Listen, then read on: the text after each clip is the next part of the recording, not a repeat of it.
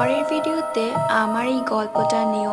আমার নাম ফাতিহা। এই গল্পটা আমার চাচির মুখ থেকে শোনা। আমার চাচির হয়ে বলছি। আমার নাম রেহানা। আমি গ্রামে থাকি। গ্রামের টয়লেটগুলো বাড়ি থেকে অনেক দূরে হয়ে থাকে। একদিন আমি রাতে টয়লেটে যাই। তখন আমার 5 বছর বয়স। আমি একাই যাই। তখন আমি টয়লেটে ঢুকে দেখি আমার আম্মু ওইখানে দাঁড়িয়ে আছে, কিন্তু আমি তো আমার আম্মুকে বিছানায় দেখেছিলাম। এখানে আসলো কিভাবে? তখন আমাকে ওই বাথরুমে থাকা মহিলাটা মানে আমার আম্মু আমাকে বলতে থাকে, এখান থেকে চলে যা, না হলে তোর ঘাড় মটকাবো। এটা দেখে আমি অনেক ভয় পেয়ে যাই। তারপর আমি ওখানেই অজ্ঞান হয়ে যাই। এবং এই ঘটনাটি লিখেছে আমারই একজন সাবস্ক্রাইবার, যার নাম হচ্ছে Fatiha. So thank you so much, and like subscribe করতে ভুলো না। Bye by.